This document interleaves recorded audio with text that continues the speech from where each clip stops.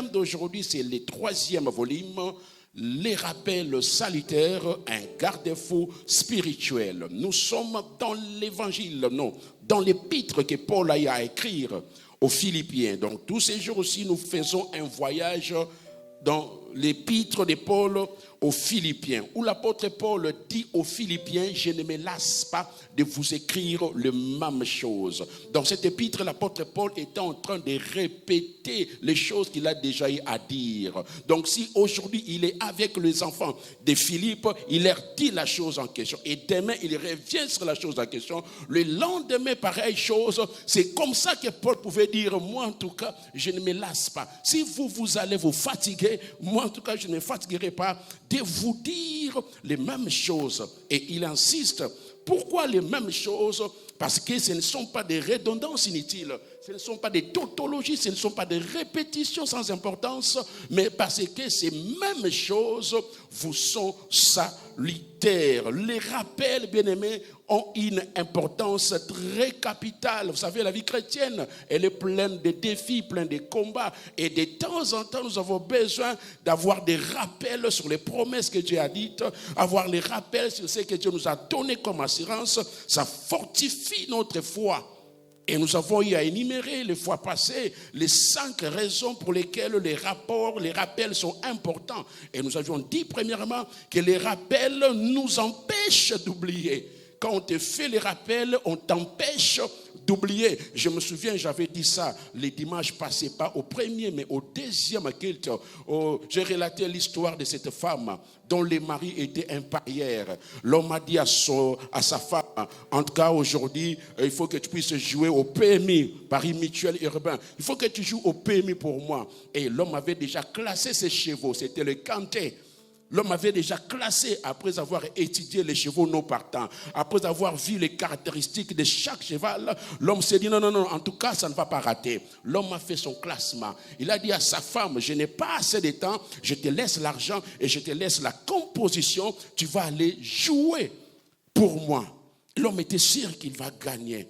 L'homme est parti au travail. La femme était restée à la maison, elle faisait tout ce que les femmes aiment faire. Le soir, l'homme, au lieu de rentrer directement à la maison, l'homme a fait un crochet quelque part, comme la plupart des hommes, ne connaissant pas Dieu, aiment souvent le faire. Et là où il était, il va se rendre compte que non, les résultats sont sortis.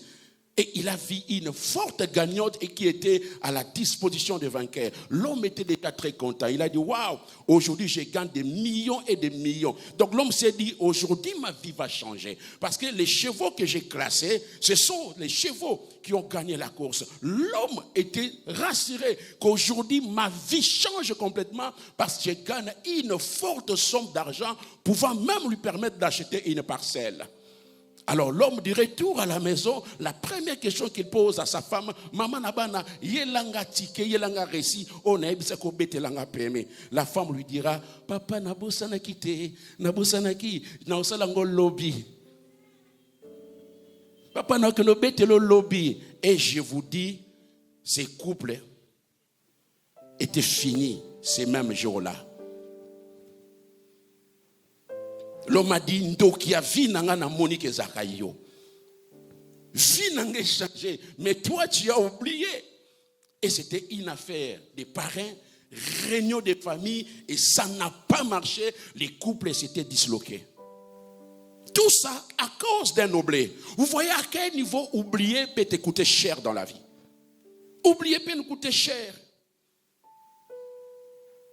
Et les rappels sont importants parce que ça nous empêche d'oublier. Il y a des personnes qui oublient ce qu'il ne faut même pas oublier dans la vie.